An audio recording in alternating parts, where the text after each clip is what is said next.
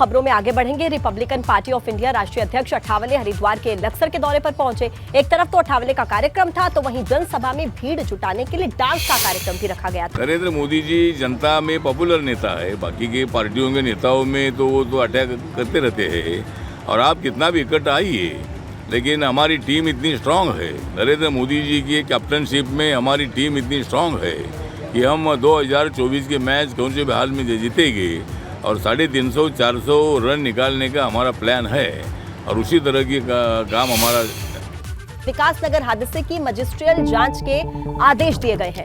देहरादून के डीएम ने मजिस्ट्रियल जांच के आदेश दिए हैं। आग में झुलसने से 4 मासूमों की मौत हुई थी और इसी मसले को लेकर मजिस्ट्रियल जांच के आदेश दिए गए हैं। सीएम पुष्कर सिंह धामी ने हादसे पर दुख जाहिर करते हुए तुरंत प्रभाव से कार्रवाई के आदेश दिए हैं। विकासनगर हादसे की मजिस्ट्रियल जांच के आदेश मुख्यमंत्री की तरफ से दिए गए हैं। दरअसल आपको बता दें कि आग में झुलसने से 4 मासूमों की मौत हुई थी, जिसके बाद मुख्यमंत्री पुष्कर सिंह धामी ने इस हादसे पर दुख जाहिर किया और देहरादून के डीएम ने मजिस्ट्रियल जांच के मजिस्ट्रियल कार्रवाई के सख्त से सख्त निर्देश दिए हैं। चक्राता विधानसभा से जुड़ा यह मामला, जहां घर में आग लगने से 4 मासूम बच्चों की मौत हुई थी और इसी मसले को लेकर अब कड़ी कार्रवाई के आदेश दिए गए हैं। और ज्यादा जानकारी के साथ हमारे सहयोगी विक्रम इस वक्त हमारे साथ जुड़ गए। विक्रम, क्या जानकारी मिल रही है? जांच कहां तक आगे बढ़ पाई है? पूजा, जानकारी ये मिल रही है कि डीएम ने जो है वहाँ नायब तहसीलदार को सस्पेंड कर दिया है। जो वहाँ फायर ब्रिगेड के जो कर्मचारी थे वहाँ पास तैनात, उन्हें लाइन हाजिर किया है। हालांकि अभी भी वहाँ लोग जो है लोगों में काफी आक्रोश है, क्योंकि अगर समय पे वो गाड़ी में पानी होता, जब गाड़ी वहाँ खड़ी थी, लोगों का कहना यह है कि जब फायर ब्रिगेड की गाड़ी यहाँ खड़ी थी तो उसमें पानी भरा हुआ क्यों नहीं था? अगर वो पानी भरा होता तो संभवतः उन बच्चों की जान बच सकती थी, लेकिन ये बड़ी लापरवाही सामने आ रही है अभी। बिल्कुल, 4 मासूम बच्चे जिनका कोई कसूर नहीं, इस बात से बेखबर, और जिस तरीके से आग में झुलसने से उनकी जान चली गई, ये एक बहुत बड़ा मामला है। लेकिन आइंदा से ऐसी कभी कोई हरकत ना हो, मामला सामने ना आए, इसको लेकर आगे क्या कार्रवाई, क्या जांच डीएम की तरफ से या मुख्यमंत्री की तरफ से दिए गए हैं? मुख्यमंत्री ने कल ही जो है पूरे प्रकरण घटना का जो है संज्ञान लिया था और उसी पर जो है तत्काल उन्होंने जो घटना हुई है उनको मुआवजे का 2-2 लाख रुपए मुआवजे का ऐलान भी किया है। और अभी उसके बाद जो है डीएम ने मजिस्ट्रियल जांच के आदेश भी दिए हैं। अब जैसे जैसे जांच आगे आएगी, जैसे जैसे इसमें आएगा, वैसे वैसे अपडेट होता रहेगा मामला। ठीक है, लेकिन अभी वहां पर क्या कोई जनप्रतिनिधि परिजनों से मिलने के लिए मौके पर पहुंचा? क्या उन्हें सांत्वना देने के लिए, ढांढस बंधाने के लिए कोई भी जनप्रतिनिधि आपको वहां पर दिखा, विक्रम? जी बिल्कुल, अभी क्षेत्रीय विधायक बिल्कुल वहाँ पहुंचे हैं, लोगों के बीच में पहुंचे हैं, वो डराव दे रहे हैं। उन्होंने भी इस घटना पे कड़ा विरोध जताया है, दुख जताया है उन्होंने भी। वो बिल्कुल लोगों से मिल रहे हैं वहाँ पर। जी, लेकिन फिलहाल हालत क्या बनी हुई है वहां पर? क्योंकि जो तस्वीरें बयां कर रही हैं, हालात बहुत ज्यादा बेकाबू वहां पर हो गए थे और ये 4 मासूम बच्चे जिन्हें हम तस्वीरों में देख रहे हैं, इनकी तस्वीरें देखकर यकीनन बहुत ज्यादा दुख होता है विक्रम। लेकिन कितना वक्त माने कि इस कार्रवाई में आगे अभी और लग सकता है? पूजा, अगर बताए तो हालात तो यहाँ बहुत बेकाबू है, हर आंख यहाँ नम है। इतनी बड़ी घटना हो गई कि लोगों के सामने ये, और लोग इतने व्यवस्थित कि कुछ भी नहीं कर पाए। अगर शायद क्योंकि गाड़ी वहाँ खड़ी थी, अगर फायर ब्रिगेड में पानी होता तो बच जाते वो लोग। अब यह है कि जांच मजिस्ट्रेट, बिल्कुल, बहुत बड़ा सवाल है कि अगर वहां पर तमाम पुख्ता इंतजाम होते तो इन बच्चों की जान बच सकती थी। बहुत धन्यवाद आपका जानकारी हम तक पहुंचाने के लिए। और चलिए देखिए, खबरों में आगे बढ़ते हुए आपको बता दें कि विकासनगर में ये दर्दनाक हादसा हुआ, जहां पर घर में आग लगने से 4 बच्चों की जान चली गई। 3 सगी बहनें इसमें शामिल हैं। डीएम ने हादसे की मजिस्ट्रियल जांच के आदेश दिए।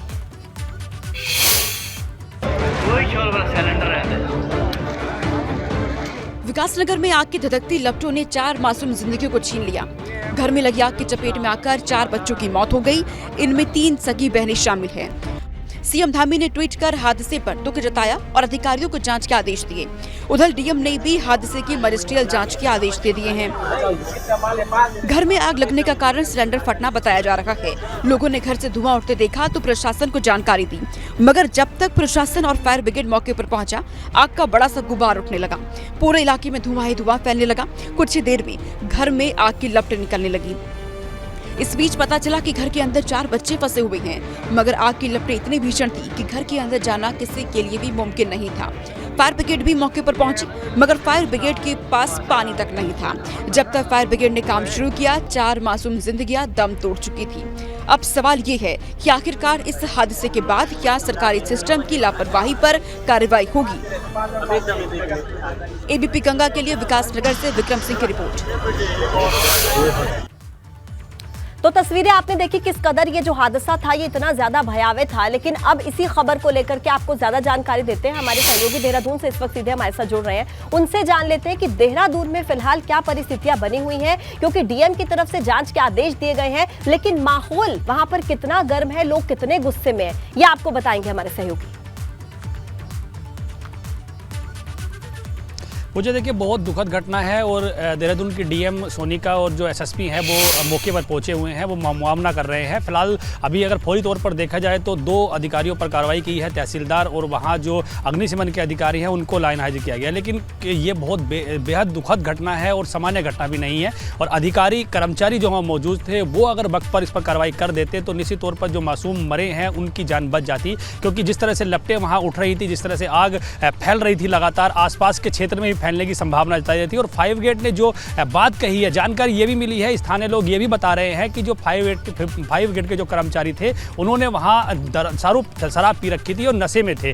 तो नशे में होने की वजह से वो वक्त पर वहाँ नहीं पहुँच पाए और इतनी बड़ी घटना ये उत्तराखंड में हो गई है। बेहद दुखद घटना है। मासूम 4 बच्चों की जान चली गई है। 10 से 11 साल की इनकी उम्र थी, एक बच्चे की 5 साल उम्र थी और एक की 2.5 साल उम्र थी। कोई भी जो स्थानीय व्यक्ति था वो उनको बचा नहीं पाया, क्योंकि आग ने इतना विकराल रूप ले लिया था कि अंदर जाना मुश्किल हो पा रहा था, क्योंकि लकड़ी का मकान था, पूरी तरह से लकड़ी का मकान बना हुआ था। और लकड़ी के मकान में जिस तरह सिलेंडर फटा और आग ने जिस तरह से अपना पूरा कब्जा पूरे घर पे जमाया, उस लिहाज से वहां पर कोई भी व्यक्ति जाने के लिए तैयार नहीं हुआ। अगर एक्सपर्ट होते, अगर वहां पर मुआवजे का ऐलान कर दिया गया, जांच का ऐलान कर दिया गया, लेकिन कोई भी मुआवजा, कितना भी मुआवजा इन बच्चों की जान से बढ़कर तो हो नहीं सकता। और जो आग की लपटें नजर आ रही हैं वो किस कदर भयावह है वो हम तस्वीरों में देख रहे हैं। पंकज, मैं आपके पास लौटती हूँ। इस वक्त हमारे साथ कांग्रेस से अपना पक्ष रखने के लिए गरिमा जी हमारे साथ इस वक्त जुड़ गई हैं। गरिमा जी, बहुत स्वागत है आपका एबीपी गंगा पर। ये जो दर्दनाक हादसा हुआ, 4 बच्चों की जान चली गई, राजनीति से इतर इस पूरे मामले को लेकर आप क्या कहेंगी? किसकी सबसे बड़ी गलती है? क्या इन बच्चों की जान बच सकती थी?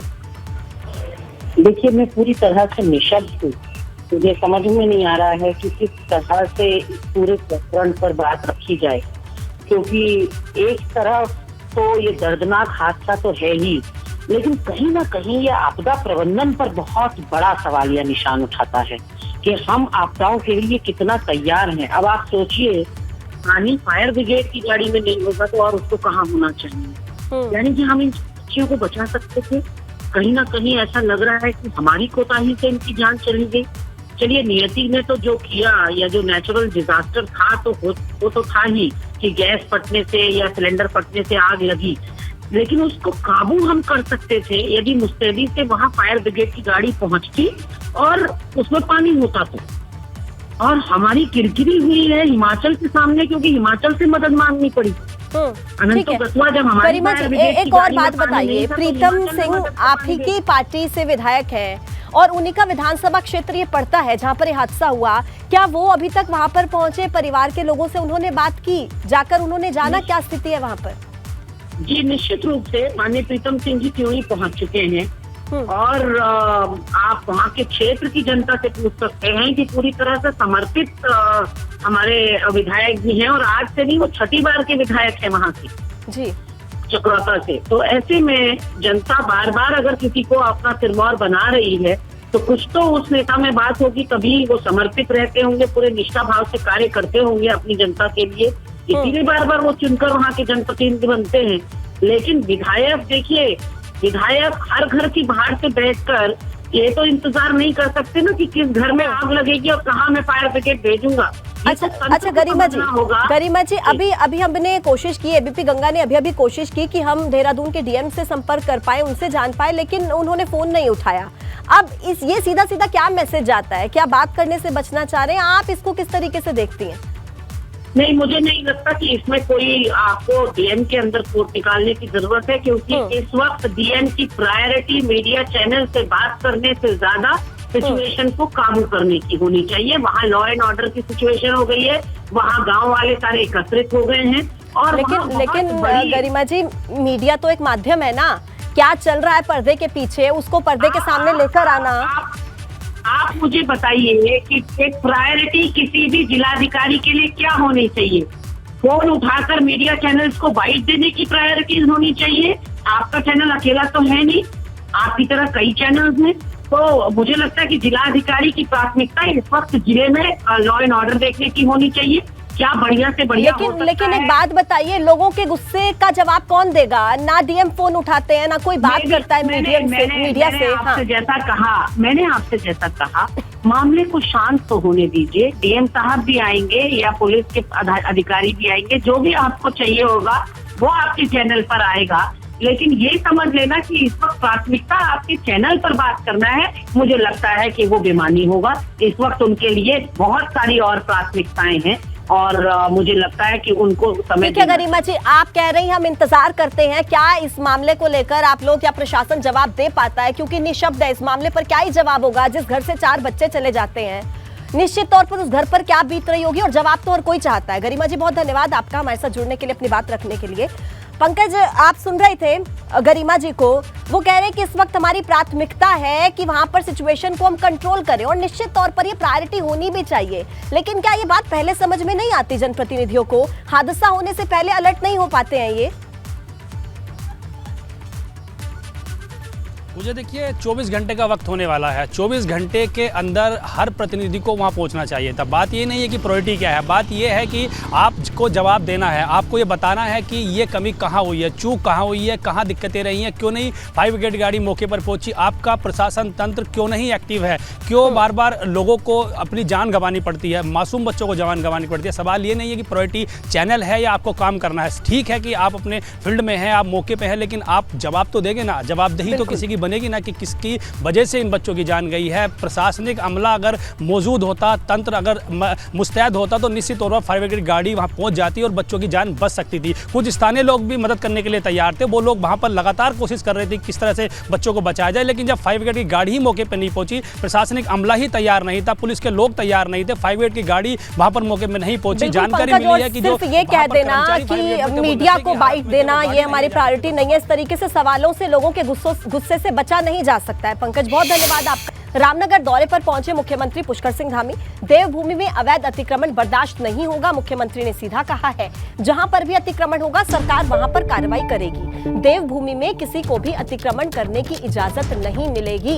ये सीधे सख्त निर्देश मुख्यमंत्री की तरफ से दिए गए हैं। रामनगर दौरे पर जब मुख्यमंत्री पहुंचे, उन्होंने सीधा सीधा कहा कि देवभूमि में अवैध अतिक्रमण बर्दाश्त नहीं होगा और जहां पर भी अतिक्रमण होगा सरकार वहां पर कार्रवाई करेगी। देवभूमि में किसी को भी अतिक्रमण करने की इजाजत नहीं मिलेगी। एक बयान बड़ा चर्चाओं में है जिसमें आपने कहा कि उत्तराखंड के जंगलों में 1000 से ज़्यादा मज़ार हैं जो कि मज़ार जिहाद के रूप में चलाए जा रहे हैं, जिनको तोड़ने का काम किया जाएगा। उसको लेकर के काफ़ी राजनीति गरमा रही है। नहीं, देखिए, राजनीति का विषय नहीं है, ये कानून का विषय है और हम कानून को मानने वाले लोग हैं। अतिक्रमण किसी भी कीमत पर हम उत्तराखंड के अंदर नहीं होने देंगे और जो अतिक्रमण है उसको हमने कहा है कि जो लोग इसके पीछे हैं वो स्वयं ही इसको हटा लें, अन्यथा सरकार, शासन, प्रशासन जो भी काम है वो तो काम करेगा ही। ये लैंड जिहाद के रूप में हो या किसी अन्य रूप में हो, जो भी गैर कानूनी गतिविधियां हैं वो किसी कीमत पर बर्दाश्त नहीं। देहरादून की वादियों में एबीपी गंगा का महामंच सजकर तैयार है। आज शाम को एबीपी गंगा के महामंच पर उत्तराखंड के सितारे जुटने जा रहे हैं। उत्तराखंड के इतिहास में पहली बार ऐसा कार्यक्रम हो रहा है जिसमें एक साथ उत्तराखंड के बड़े कलाकार एक ही मंच पर नजर आएंगे। इस कार्यक्रम में मुख्यमंत्री पुष्कर सिंह धामी, मशहूर गायक जुबिन नौटियाल शामिल होंगे और इसी पर एबीपी गंगा ने खास बातचीत की है उत्तराखंड यूनिवर्सिटी के चांसलर जितेंद्र जोशी से। सुनिए। मैं जितेंद्र जोशी, चांसलर उत्तरांचल यूनिवर्सिटी।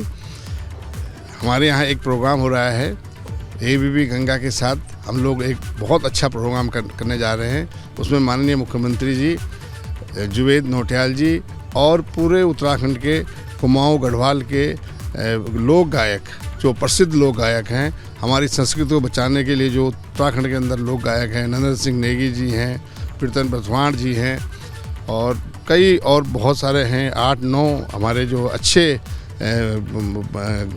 गायक हैं वो आ रहे हैं। तो मैं आप लोगों से सभी से प्रार्थना करता हूं कि उत्तरांचल यूनिवर्सिटी में आए और उत्तरांचल यूनिवर्सिटी में इस प्रोग्राम को आनंद लें। मसूरी की आईटीबीपी एकेडमी की पासिंग आउट परेड के बाद 12 महिला चिकित्सा अधिकारियों सहित कुल 55 सहायक सेनानी चिकित्सा अधिकारी बल मुख्यधारा में शामिल हो गए हैं। इन चिकित्सा अधिकारियों को कठोर प्रशिक्षण के दौरान युद्ध कौशल शस्त्र चलाना, शारीरिक प्रशिक्षण हासिल किया है। पास आउट हुए अधिकारी अब जल्द ही अपनी ड्यूटी ज्वाइन भी करेंगे।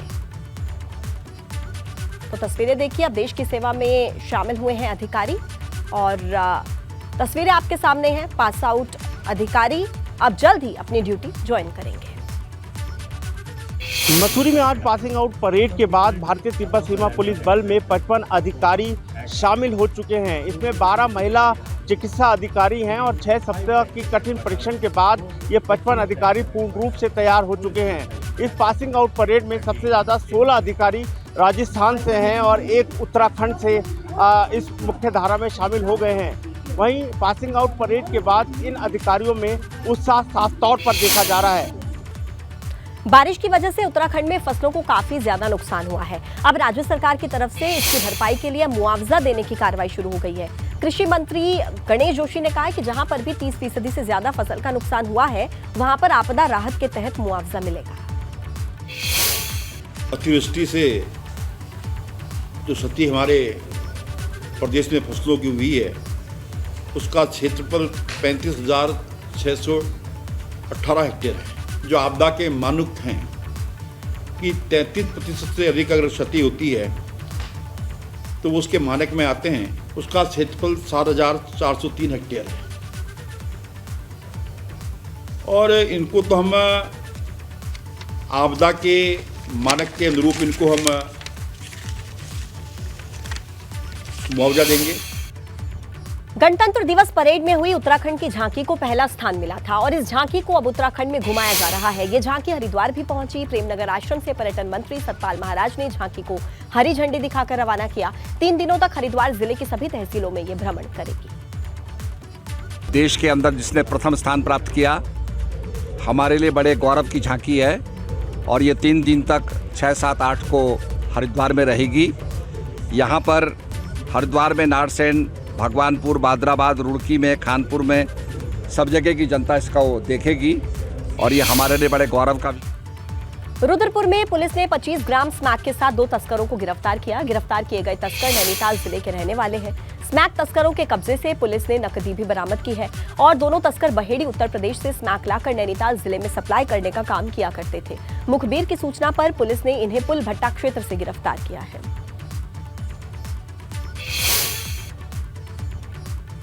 और वहीं उधर चारधाम यात्रा को लेकर खाद्य सुरक्षा विभाग भी अलर्ट हो चुका है। खाद्य सुरक्षा विभाग ने ऋषिकेश गंगोत्री, ऋषिकेश बद्रीनाथ हाईवे पर संचालित कैंप हाउस, रिजॉर्ट, होटल और ढाबों पर खाने पीने की चीजों की जांच की है। चेकिंग के दौरान 19 सैंपल्स लिए गए जिसमें दूध, मसाले, तेल जैसी जरूरी चीजों के सैंपल्स शामिल हैं। एक्सपायरी डेट का सामान रखने को लेकर 10 लोगों को नोटिस भी जारी किए गए हैं।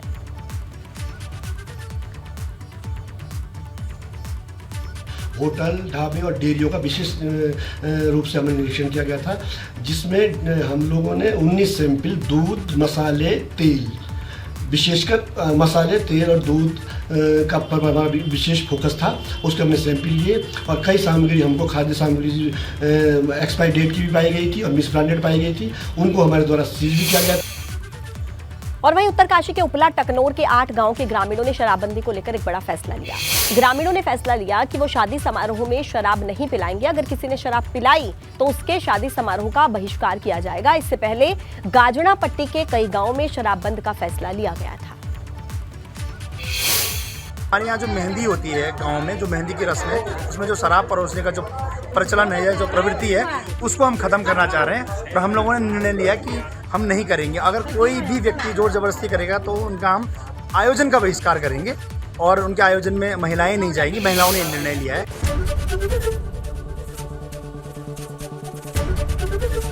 एबीपी गंगा, खबर आपकी, जुबान आपकी।